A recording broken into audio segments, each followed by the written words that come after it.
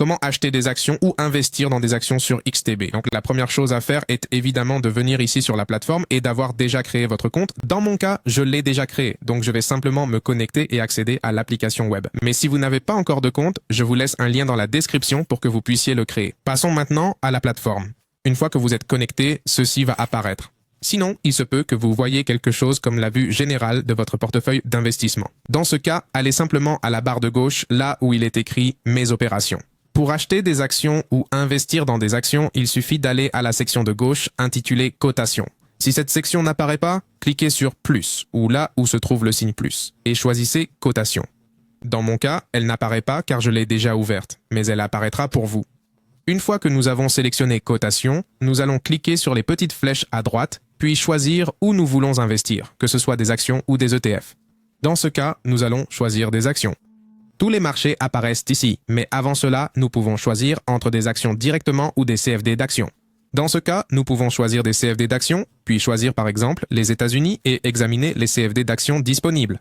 Nous pouvons alors choisir l'une d'elles, par exemple en cliquant dessus, et cela montrera comment nous allons investir. Tout d'abord, si nous voulons voir le graphique ici sur la partie droite pour pouvoir le voir en plus grand détail, nous allons cliquer sur ce bouton qui apparaît ici, qui est « Ouvrir le graphique ». Nous cliquons dessus et le graphique de ce CFD d'action va se refléter ici. Eh bien, l'autre chose est que si nous voulons plus d'informations sur cette entreprise, nous cliquons ici sur cette icône et cela va nous montrer de quoi traite cette action au cas où nous ne le saurions pas. Ensuite, ici, nous pouvons définir un stop loss ou un take profit. Donc, selon que vous le souhaitez ou non, vous pouvez l'activer ou le désactiver et vous le fixer à un montant d'argent que vous jugez convenable. Ensuite, pour investir et acheter l'action ou le CFD en soi, ce que vous allez faire, c'est cliquer ici où apparaît la quantité d'actions que nous allons acheter. Par exemple, vous pouvez mettre 200, ce qui signifie que vous allez investir 440 $. Et ici, dans la partie droite, apparaît directement le bouton « Acheter ». Et nous pouvons cliquer ici directement pour confirmer. Et voilà, l'opération est envoyée. N'oubliez pas que l'opération minimale est de 10 $.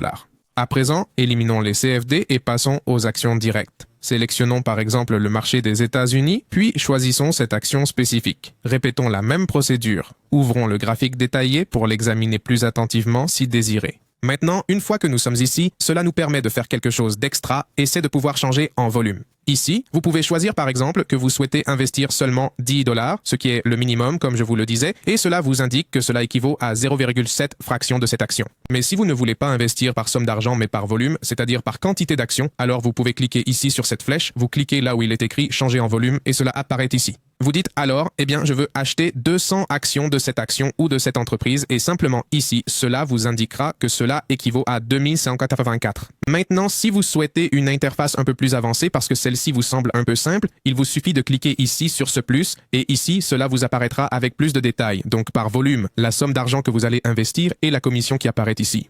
Vous pouvez par exemple mettre ici 50 000 et il apparaîtra que cela équivaut à 646 000 $ et que la commission sera de 1071 $ pour pouvoir acheter cette action. Une fois que vous l'aurez fait, cela sera directement envoyé au prix du marché et presque immédiatement, si le marché est ouvert, vous pourrez avoir ces actions.